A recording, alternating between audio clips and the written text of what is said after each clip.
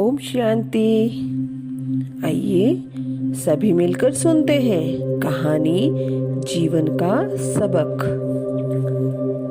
एक नगर में एक ज्ञानी महात्मा रहते थे। उनके पास अनुयायियों और श्रद्धालुओं की भीड़ लगी रहती थी। इनसे उनकी तपस्या में बाधा पड़ती थी। इस कारण से वे हिमालय के पर्वत में जाकर एकांकी और सरल जीवन व्यतीत करने लगे।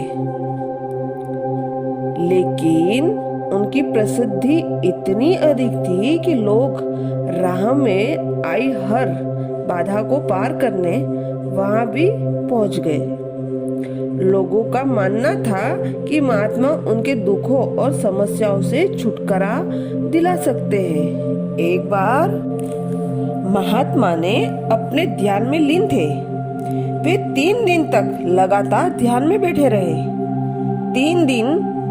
3 दिनों में इतने श्रद्धालु उनके दर्शन के लिए इकट्ठे हो गए कि और लोगों के लिए वहां जगह बची नहीं। महात्मा ध्यान में उठकर आए और सभी उपस्थित लोगों से कहा, आज मैं तुम सभी को दुखों और कष्टों से मुक्ति का उपाय बताऊंगा। लेकिन तुम सभी को यह वचन देना होगा कि तुम किसी को भी नहीं बताओगी कि मैं यहाँ रहता हूँ और न ही किसी को यहाँ भेजोगे।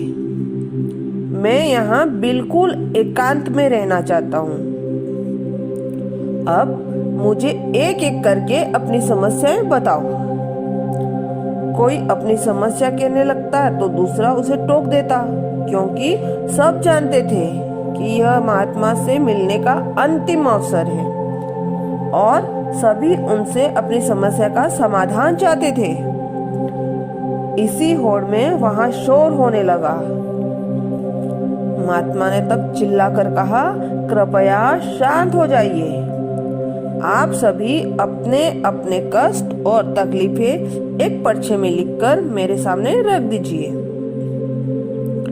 जब सभी लोग लिख चुके तब महात्मा ने एक कटोरी में सारे पर्चों को मिला दिया और बोले, यह कटोरी एक दूसरे के सामने फिराते जाओ। प्रत्येक व्यक्ति इसमें से एक पर्चा उठाए और पढ़े। फिर यह तय करे कि वह अपने दुख ही अपने पास रखना चाहेगा या किसी और के दुख को भी लेना पसंद करेगा। हर एक व्यक्ति ने एक एक कटोरी में से एक एक पर्चा हाथ में आया, उसे पढ़ा और पढ़ते ही चिंता में पड़ गया। सभी लोग इस नतीजे पर पहुंचे कि उनके दुख और तकलीफें कितनी भी बड़ी क्यों न हो, पर औरों के दुख दर्द के सामने वे कुछ भी नहीं है। 2 घंटे के भीतर उनमें से हर किसी के पर्चे पर देख लिए और सभी को अपने ही पर्चे अपनी जेब के हवाले करने पड़े। दूसरों के दुख के झलक पाकर उन्हें अपने दुख हल्के लगने लगे। अच्छा, ओम शांति।